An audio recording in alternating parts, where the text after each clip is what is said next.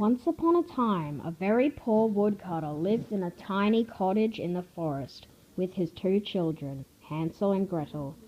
His second wife often ill-treated the children and was forever nagging the woodcutter. "There is not enough food in the house for us all. There are too many mouths to feed. We must get rid of the two brats," she declared, and she kept on trying to persuade her husband to abandon his children in the forest.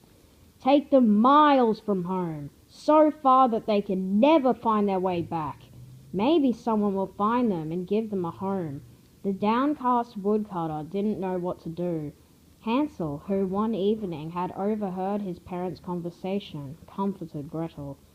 "Don't worry, if they do leave us in the forest, we'll find the way home," he said, and slipping out of the house he filled his pockets with little white pebbles, then went back to bed.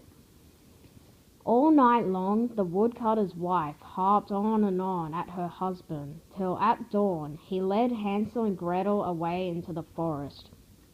But as they went into the depths of the trees, Hansel dropped a little white pebble here and there on the mossy green ground. At a certain point the two children found they really were alone. The woodcutter had plucked up enough courage to desert them, had mumbled an excuse, and was gone.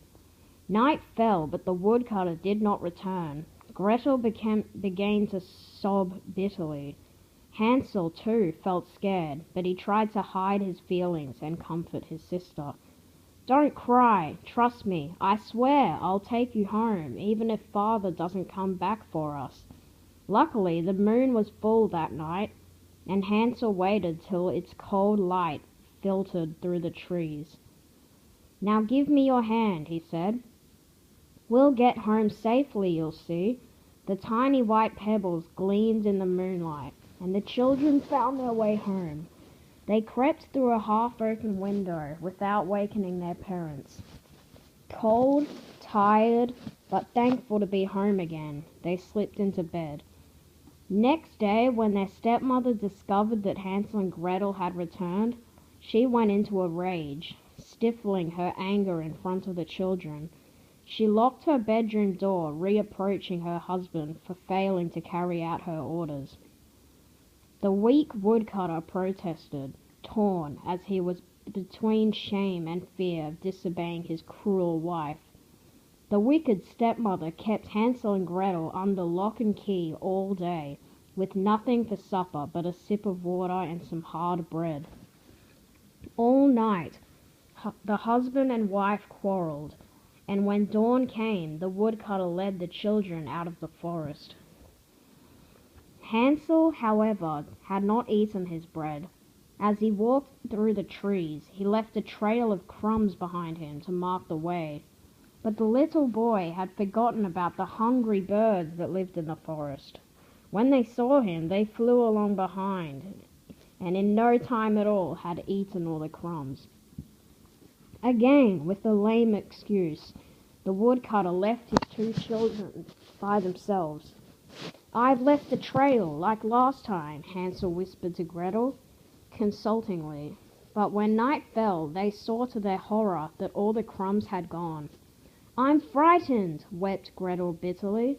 "I'm cold and hungry, and I want to go home." "Don't be afraid. I'm here to look after you." Hansel tried to encourage his sister, but he too shivered when he glimpsed frightening shadows and evil eyes around them in the darkness. All night the two children huddled together for warmth at the foot of a large tree.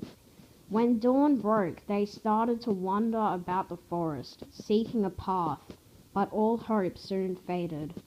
They were well and truly lost. On they walked and walked, till suddenly they came upon a strange cottage in the middle of a glade. "This is chocolate," gasped Hansel as he broke a lump of plaster from the wall. "And this is icing," exclaimed Gretel, putting another piece of wall into her mouth. Starving but delighted, the children began to eat pieces of candy broken off the cottage. "Isn't this delicious?" said Gretel, with her mouth full. She had never tasted anything so nice. "We'll stay here," Hansel declared, munching on a bit of nugget. They were just about to try a piece of the biscuit door when it quietly swung open. "Well, well," said an old woman, peering out with a crafty look. "And haven't you children a sweet tooth? Come in, you've got nothing to fear," went the old woman. Unluckily for Hansel and Gretel, however, the sugary candy cottage belonged to an old witch, her trap for catching unwary victims. The two children had come to a really nasty place.